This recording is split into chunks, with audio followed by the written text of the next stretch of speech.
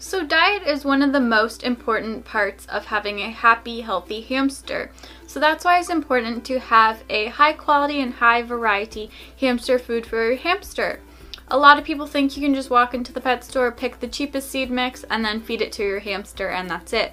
But a hamster's diet is a little bit more complicated than that. Hamster diets can be pretty confusing because there is not one sole hamster mix sold in the pet store that is going to meet all of a hamster's nutritional needs. Oftentimes, hamster owners are going to have to mix more than one mix together to get the proper amounts that a hamster needs. So here are a couple of things that you should know about hamsters. Hamsters are omnivores. They've been found in the wild to eat a lot of different insects, as well as they've even been found to eat other small mammals. Hamsters are not herbivores like a lot of people think. If they're just fed a herbivore diet, they will slowly die from malnutrition. Pellets and things like the Oxbow brand, which I love the Oxbow brand for any other species of animal, just not for hamsters, because the main part of that mix is hay, which hamsters don't need in their diet. Seeds are good for hamsters. There's a lot of myths that surround seeds. A lot of people think that seeds are like candy to hamsters. They really aren't. Seeds provide a lot of variety for your hamster, as well as seeds are actually fairly low in fat and sugar, so it's not really like candy. If you take a look at something like barley, it actually has quite low fat and low sugar content per 100 grams. So because of that myth, a lot of people just feed their hamsters pellets, as well as a lot of people will recommend feeding pellets so that their hamster can't become a picky eater. But this then gives your hamster a lack of variety, which is really important in their diet. That's like if you were only to eat crackers the rest of your life. You would be very bored of that, and it would not be very fun to eat the same thing over and over. So variety is really important.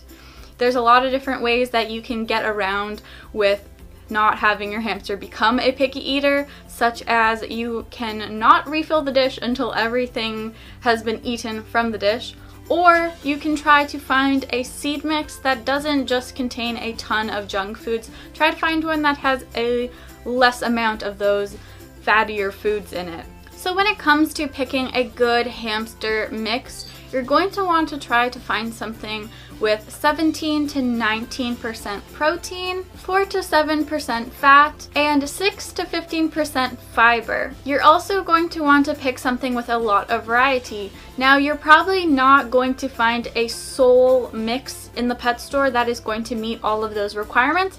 You're most likely going to have to end up mixing a couple of different mixes. Now, what I recommend is, because a lot of seed mixes generally have very low protein content, I recommend taking a high variety seed mix, and I recommend mixing that with a high protein block diet. When you are mixing different hamster foods together, you really need to be careful. You can't just like mix 3 different mixes together. You kind of need to calculate it out, because you can actually really mess up the overall nutritional value of it, and you don't want something that's too high in fat or too high in protein or too low in protein. So you're going to want to make sure you're going to be calculating right. I will leave a really great calculator that was made by one of the members on the Hamster Hideout forum, so that you can figure out how much of each mix to combine together.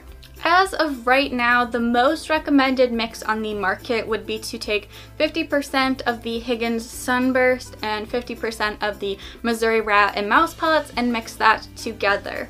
I myself have actually researched quite a bit into homemade hamster diets and decided to create my own mix, as well as mix in a little bit of commercial hamster seed mix. I don't talk about it a lot on my channel because it is important if someone wants to make their own homemade hamster diet. They do their own research and they learn how to properly calculate all of the nutritional values of each food.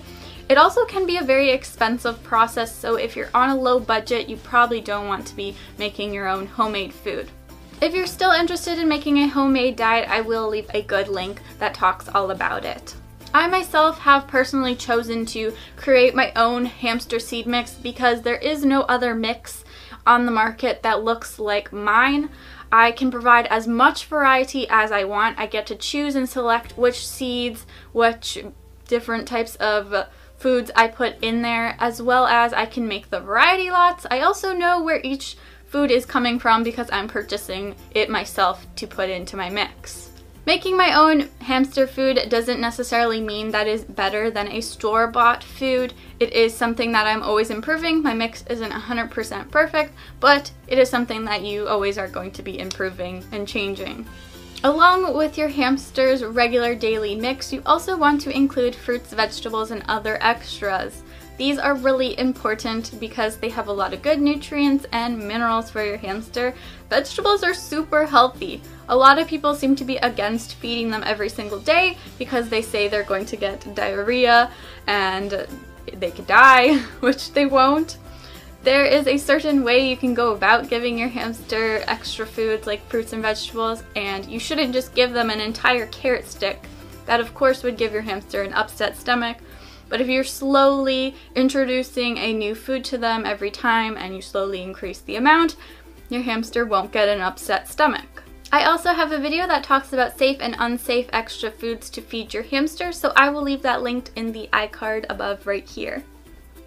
And the last thing I want to talk about is herbs. This is something that not a lot of hamster owners in Canada and America really include into their hamster's diet because it might not be as available to us as it is other countries, but herbs are really great. They have a lot of good minerals as well as good properties to them. For example, the herb echinacea helps strengthen the immune system. Dill can actually help with an upset stomach. And chamomile can actually help with indigestion as well as any respiratory diseases. So because herbs don't contain a ton of fats and sugars, there's not really a limit on how much you can give. I myself personally sprinkle a bunch in the cage once a week, but you could probably get away with giving a little bit more.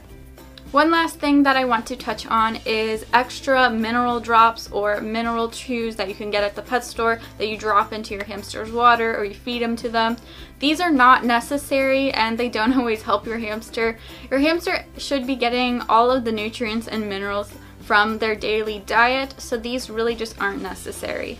So I really hope this video could help anybody who is confused on hamster diets because I know it can be such a confusing topic.